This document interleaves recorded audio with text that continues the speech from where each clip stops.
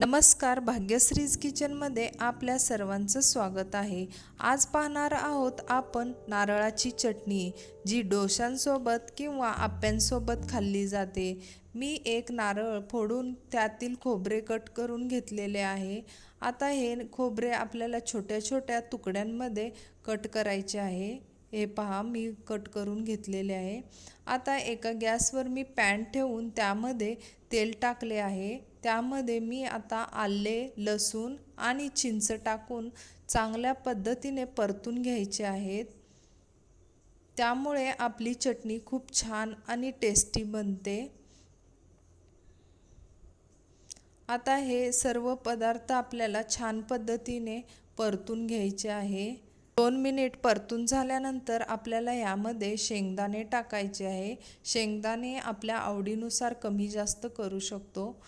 मी 1.5 spoon शेंगदाणे टाकलेले आहे। शेंगदाणे छानपैकी परतून घ्यायचे आहेत आपल्याला। हे सर्व आपले भाजून झाल्यानंतर आपल्याला हे खोबरे मी ऑलरेडी टाकून घेतले होते, त्यामध्ये हे बाकीचेही पदार्थ आपल्याला टाकून घ्यायचे आहे आणि मिक्सरला एकदम छान पद्धतीने बारीक करायचे आहे। ह्यामध्ये मी पाणी टाकून आता थोडे थोडे पाणी टाकून आपण बारीक करून घ्यायचे आहे। आता मी यामध्ये मीठ चवीनुसार आणि आपल्या चवीनुसार साखर टाकायची आहे। परत मी यामध्ये पाणी घालून बारीक करणार आहे।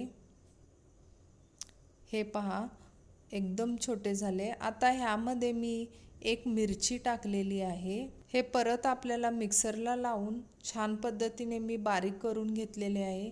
आता मी ते सर्व मिश्रण एका भांड्यात काढलेले आहे। आता आपल्याला ह्या चटणीवर तडका द्यायचा आहे। त्यासाठी एक पॅन ठेवून त्यामध्ये मोहरी आणि जिरे आणि कढीपत्ता टाकायचे आहे। आता हे आपण तडका चटणीवर वतून घेतलेले आहे। रेडी आहे खाण्यासाठी आपली ही चटणी। डोसा किंवा आप्यांसोबत खूप छान आणि खूप स्वादिष्ट लागते।